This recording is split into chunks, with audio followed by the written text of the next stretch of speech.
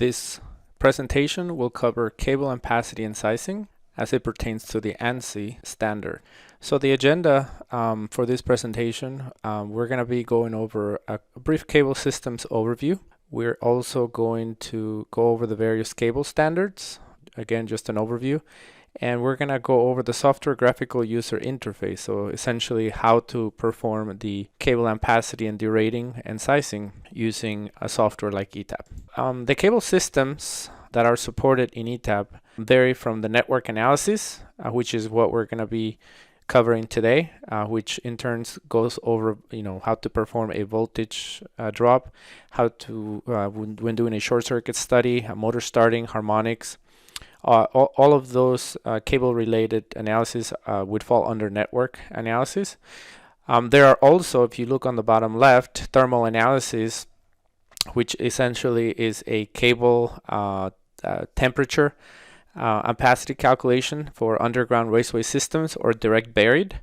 So that's that would be covered under thermal analysis, which would be a different presentation. And then over on the right hand side, you have the mechanical analysis, which is cable pulling, the sidewall pressure calculations, as well as the tension. So that is, again, the mechanical analysis. It's covered under a different ETAP analysis module and presentation as well. So let's go ahead and focus on the network analysis, and the way we're going to start the presentation is by giving a brief background. As all of us know, proper sizing and current derating of cables makes sure that they operate to their maximum potential while providing secure and reliable operation. Let's start by providing the fundamentals, which is the cable ampacity, which is essentially the maximum amount of electric current a conductor can carry before sustaining immediate or progressive over time due to exceeding its temperature rating. So it's very important to properly derate and size cables, otherwise we shorten the life of the equipment. For IEC users, which would also could be covered on a different presentation, British standards, IEC, the cable ampacity is also known as the current carrying capacity, or just capacity. But for the purpose of this presentation, we will call it cable ampacity, since we're going to be covering the North America standards, or 60 Hz / ANSI standards. The heat is generated when current is carried through a conductor, so it must pass through the electrical resistance of the conductor, which in this case is copper, and there is a brief calculation there of watts, which is I square times the resistance, or R. And some of the cable ampacity thermal limits, as we could see from the picture, is essentially the cable construction, the installation type, whether it's underground, above ground. Very important is also the ambient temperature, because this will have a direct impact on heat dissipation. The grouping effect, especially how when we have it on a cable tray, or if we have them on a particular cable tray or underground. Other thermal sources would also have an impact, like if there's a steam pipe near the cable installation, and of course harmonics, which essentially, if we have harmonics other than the fundamental, it will increase the heat in the cable. So the standards that we're going to be covering today are the almost like you could say table lookup methods, so the IEEE 399 or the Brown Book, also the ICEA P54440, which is for cable trays, and the NEC National Electric Code, which is again also a table lookup method. All of these table or based standards take into account the thermal limits as shown on this particular slide. So now the question is how to determine the proper cable capacity so we could size our cables properly. Number one would be based on the manufacturer's based ampacity. This would essentially be the correction factors. This is typically how the IEEE 399 or the Brown Book is going to work. The manufacturer provides us with base ampacity for a given installation. We then applied the various corrector factors based on the installation and other factors, ambient temperature and such. Also the ampacity tables using standards and the rating factors. This is more for like NEC and ICEA, P54440 standard, where the standard typically provides us with ampacity tables, also with installation tables, so we can go there and look it up. Also, and this is not part of this presentation, but also thermal analysis using the Near-McGrath method, or IEC 60287, can also be performed to come up with a thermal analysis to squeeze the most performance out of our cable installations. Again, this is going to be the thermal analysis will be a separate presentation, but it's important to highlight it at this point. Cable installations that are supported in ETAP are shown here. Over on the right hand side, we have the standards that the first three is what we're going to cover for this presentation. The next two, which are the British standard and the IEC, those would be covered on a different presentation. But essentially, let's cover the ANSI, or North America cable installation standards supported in ETAP. So we have the IEEE 399, which is also known as the Brown Book, and it provides the rating factors for direct buried as well as duct banks. This standard is mostly used for industrial applications, typically on medium voltage cables, cable applications. Next would be the ICEA P54440 standard, which is for above ground cable trays, or on cable trays. Essentially, this standard is used more on commercial applications. And the next standard we're going to cover is NEC. This is essentially the base ampacities provided to us in Article 310. This is for above ground trays, above ground conduits, and airdrop. This is the type of installation as provided to us in the NEC. What we're going to do in this presentation is essentially perform a cable sizing using these methods in the software. What I like to do now is turn over to the software and begin performing a cable ampacity and sizing calculation. I have a single line diagram open. This is the latest version of ETAP. What we're gonna do is we're gonna go from the edit mode to the load flow analysis mode. And the first thing I'm going to perform is going to be a load flow analysis. So I perform a load flow analysis, and the first thing that I notice is I could see my power flow values expressed in amps. And over on the bottom left, I see my alerts showing cable number 2 right here. Is showing cable number 2 as being overloaded. It says that the limit of the cable, this is basically the ampacity, is 89.3 amps, but it's operating at 288 amps. So it's overloaded by about 323%. Anytime a cable is reaches or is overloaded to more than 100% of the rating or limit, ETAP will flag it as an alert. You could think of it as when the operator gets an alarm for an overload condition. It's essentially the same. Very similar alert that when you perform a load flow analysis, any cable that is overloaded, transformer or protective device frame would automatically be displayed in red on the single line diagram, and also highlighted in the alerts view, the same way that I'm showing right now. So the first thing that I like to do is I could double click on cable 2 from the alert view. This would in turn provide me with the cable characteristics. Okay, and the first thing that I'm going to do is I'm going to look at the installation. So for this particular cable installation, we're looking at IEEE 399 or Brown Book, and this is using an underground duct installation.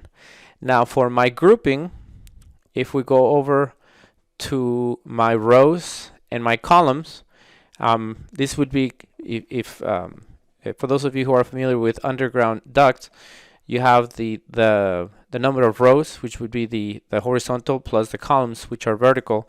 So this happens to be a 2x4 installation. And then over on the right hand side, we have what the operating, the base, and the derated values are. So operating means the results that are coming from power flow or load flow. The base is based on the ampacity that is provided to us by the manufacturer, and then the derated is after applying the multiplication factor from the after applying from the multiplication factor from the grouping and also the ambient temperature. So we could see that the allowable ampacity as a derated for this cable size 1 is 89.3 amps. Now, in order to properly size this cable, we need to have 3 items selected. We want to make sure the standard is selected, we want to make sure that the installation has been selected, and we want to make sure that the grouping has been selected. And also the derated is set, because you could also have a user define.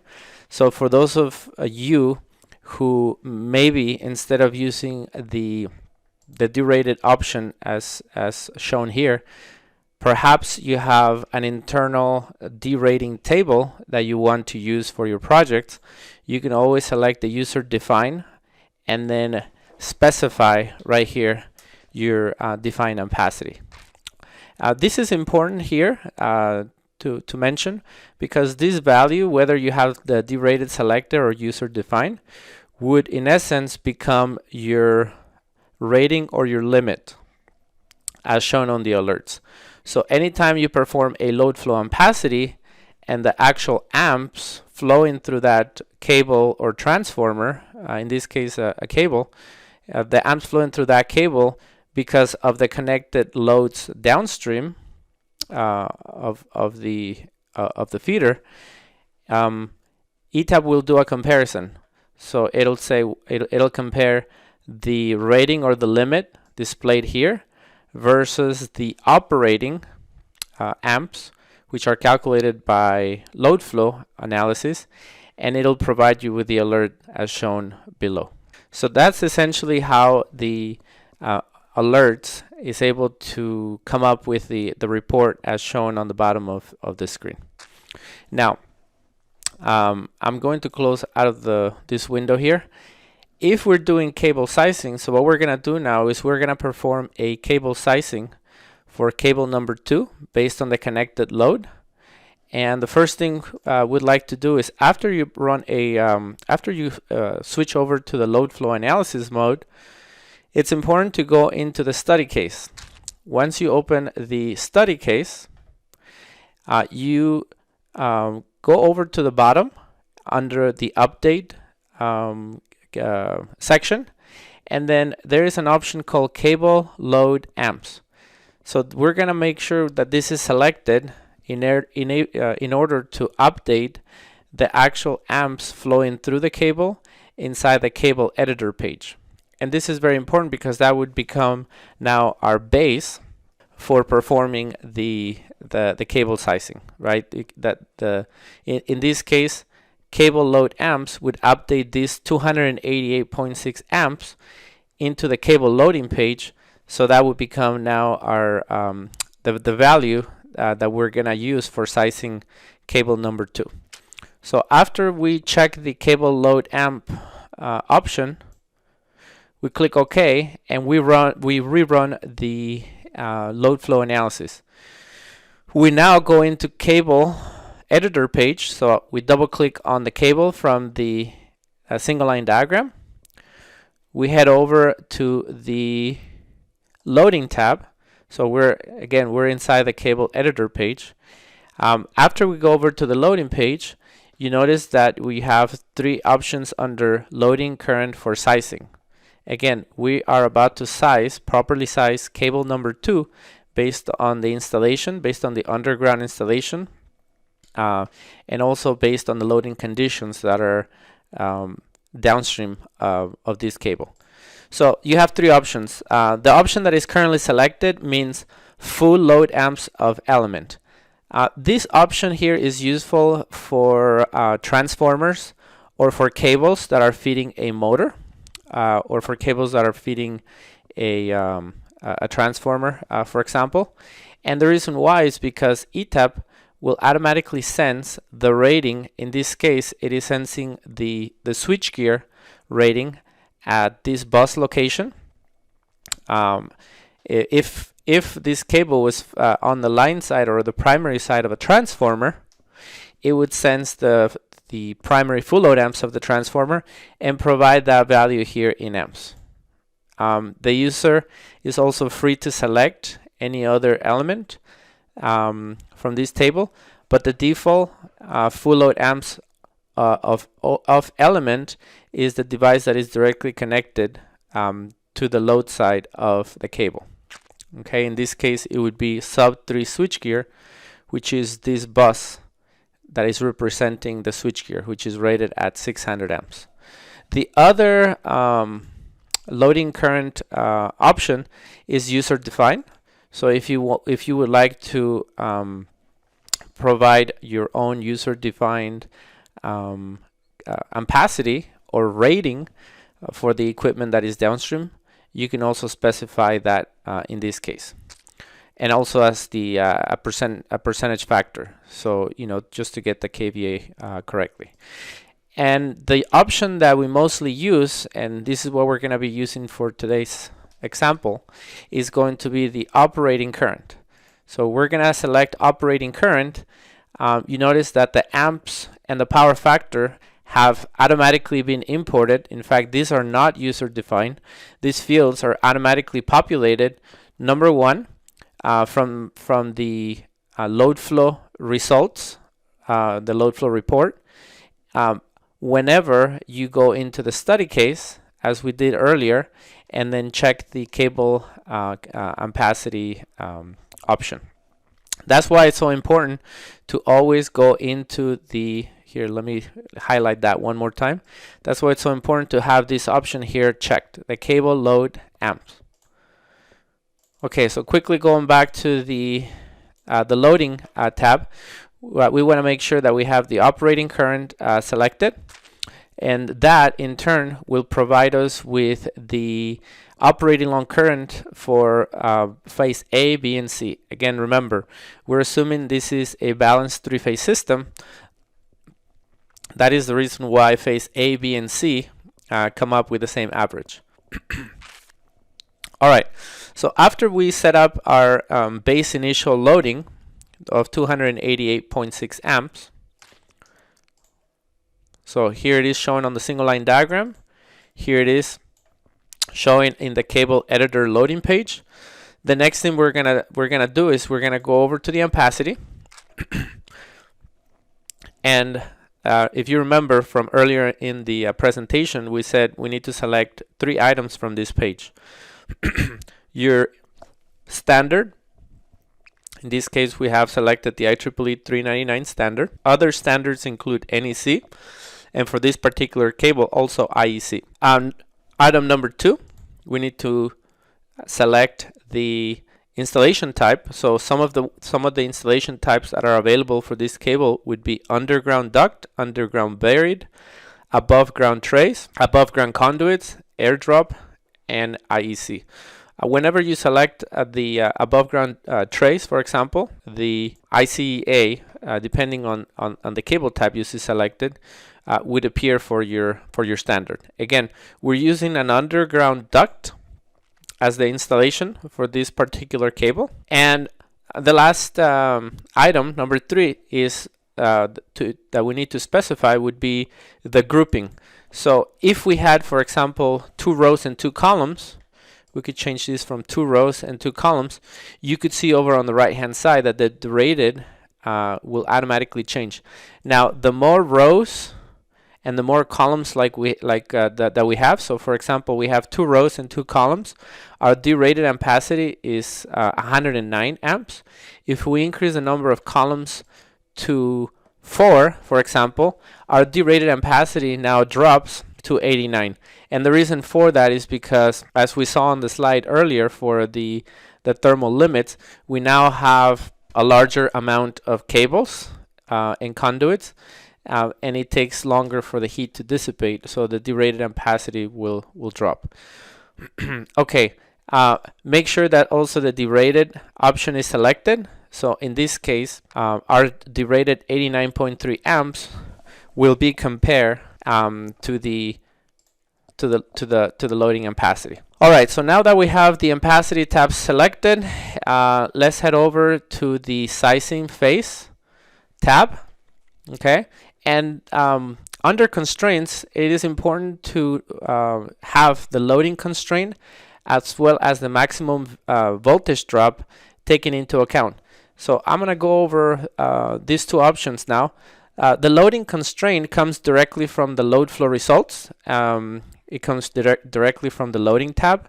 This is the 288.6 amps as shown on the load flow results on the single line diagram. But also, most importantly, is the maximum voltage drop. And this is important when you have really, really long cables. This particular cable here, if we go into the info tab, you notice has a length of 222 feet. So perhaps, not the longest cable run, but once you get into the really long cable runs, maybe closer to 3,000, 5,000, 6,000 feet, the voltage drop may become a real issue. So as per NEC, we have to meet a 3% voltage drop through a branch, so you can adjust that constraint here. The nice thing about it is ETAP will also give you a maximum length. So for example, if I say I want to limit my voltage drop to no more than 3% for this particular cable, you notice that ETAP provides you what the maximum length would be for 3% voltage drop. So the maximum length for this particular cable run is almost 1,500 feet, 1,485 feet. So any cable length longer than that would essentially put us over the 3% voltage drop. Okay. Now, moving up on the same window here, let's take a look at results. So we now have an optimal size, right? The optimal size that has been calculated for this is 2 cables in parallel, size 4/0. So right now we are at, if we look at the pull down menu, we are at a size 1. A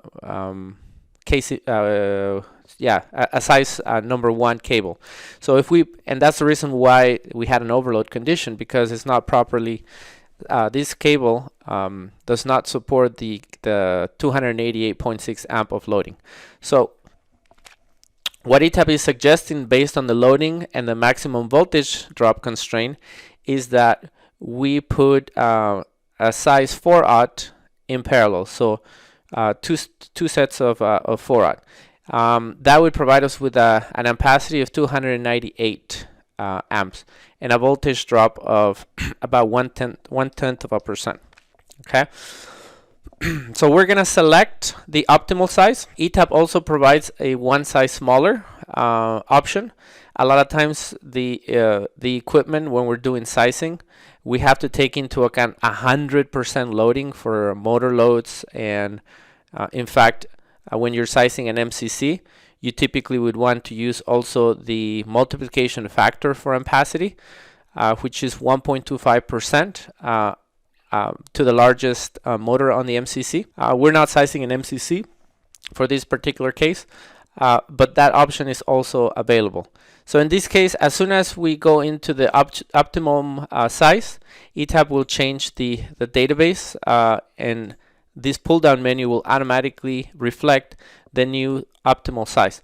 We could go one size smaller depending on the project. Again, when you're doing this type of sizing, we take into account 100% loading, but many times we understand that the loading will never surpass more than 70 or 80%. So perhaps one size smaller, may actually save some money. ETAP clearly displays that if we go one size smaller, the ampacity, the maximum ampacity that it would be able to that we could support is 262 amp.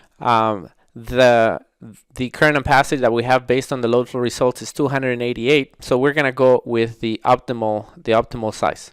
One size smaller is also used sometimes on some distribution lines that could be overloaded for perhaps a brief period of time during maintenance or during bus transfers perhaps.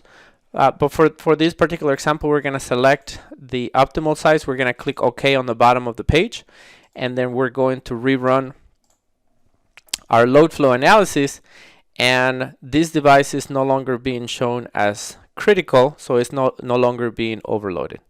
So this is essentially a brief exercise on how to perform a cable sizing using IEEE 399, but the same applies if you're doing ICA P54440 or if you're doing the NEC standard. So with this, I would like to end the presentation. Thank you.